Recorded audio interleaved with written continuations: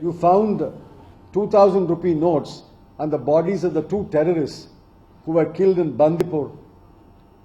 Therefore, this is not the way to stop black money or corruption or terrorist funding.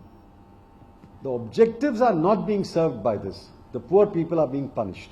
So as you said that poor people are facing problems because of this, we all are facing actually. But if you see the local body polls results in Maharashtra, they were clearly in favor of BJP. So is it the failure of the opposition to take this whole issue to the people, or the success of the BJP who convinced them despite taking this illogical decision that this is the right way? Because we have also seen people commenting we are doing it for the country. So what do you have to say on this? I don't think you can draw such conclusions. What is the Maharashtra poll result? Congress got 727. BJP got 870. The difference is about 143. 870 and 727 is of course 1 and 2. I'm not denying that. But that doesn't mean the people have voted in favor of demonetization. Secondly, local body elections are not fought on these issues. This is one among many, many issues. I don't think you can draw any conclusions from local body elections, and I don't think the Congress's performance is anything to be belittled.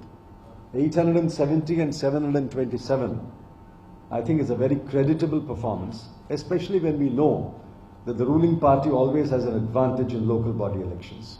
So what do you think will be the long-term economic impact? No, I don't know who's calling, who's asking. Yeah. Sorry. So what do you think will be the long-term economic impact because of it, and why do you think that the urban cooperatives have been spared? This question you must ask them. The Supreme Court has asked the question, why have you discriminated against the District Central Cooperative Bank? They are supposed to come back with an answer. So I really can't answer the second question. The first question, the long-term impact will certainly be negative for the GDP. You already see that in the growth figures that the RBI is projecting. See, beginning of the year, RBI said the year will result in 7.6% growth. First half year was 7.1. Now the RBI is saying for the whole year it will be 7.1, which means second half will be 7.1. Straight away there is a 0.5% impact by the RBI's assessment. Most economists I have seen place the impact between 1 to 1.5%. Dr. Manmohan Singh estimated effect will be 2%. So it will be somewhere between 1 and 2%. Mr. Chidambaram, here, despite all this what you have said, why people in masses, I mean general people, are not protesting this Notbandi? Well, I don't know what you mean by protesting. People are desperate to get their money from the bank. They have no option but to stand in queue. Nobody is advocating that people should indulge in violence, but people are complaining, people are protesting. There have been cases where they have got impatient with the banks and the police had to be called to restore law and order. The fact that people are not protesting in the way that you mentioned doesn't mean that they are condoning what the government has done. I believe people will not forget what has been done to them, and they will certainly not forgive the government for what has been done to them. But there's a general perception that the rich has been among the poor. The rich has been that's comforting them, that the comfortable class has been inflicted. So that's That is an illusion. That is an illusion. I have not seen any rich man concerned or affected. They all seem to be going about happily with their weddings and their parties. I don't see any rich man being affected. So would your party, how would your party go about breaking the issue? Well, I'm telling you today, this is an illusion. This is an illusion that this is intended to hit the rich and help the poor. Actually, the poor are the ones who have been hurt more.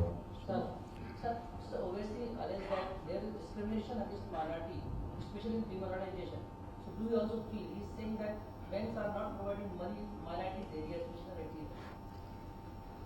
Well, I can't comment on that. All I know is that a little over 2 lakh ATMs, only 35% are functional. 65% of the ATMs have no cash. I was in Tirumala, Tirupati 2 days ago. Every bank has got a branch there. They've got ATMs. Not one bank branch, not one ATM had any cash. Mr. Chidambaram, this is a very serious concern. The post of social media that is circulating has made some very serious allegations against the previous UPA government. One of the allegations is that the RBI, that is Government of India, has compromised the security features and sourced the note to foreign printers in 1997 and 98. If you were the finance minister, is that true? How can I answer off the cuff? You show me the papers. Thank God you're only asking about 1997. Did we outsource printing of notes to foreign countries? To the best of my knowledge, Indian currency has always been printed in the 4 presses within India. Note paper is purchased even today from abroad, but note printing has always been in India. What is the future strategy of Congress on this issue? Just to add to that question. No, wait a minute. Let me tell one what question. What you're saying is people are very unhappy with this move and a lot of political currency for you to cash in on.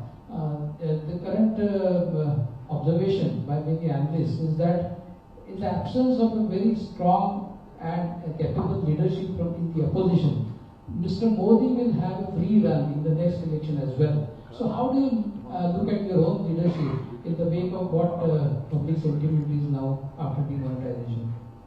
See, I cannot summon your confidence and predict the result of the next election. The next election is 2 years and 6 months away. That's a long time in politics. We'll look at the next election when we come close to the next election. Let's talk about the present.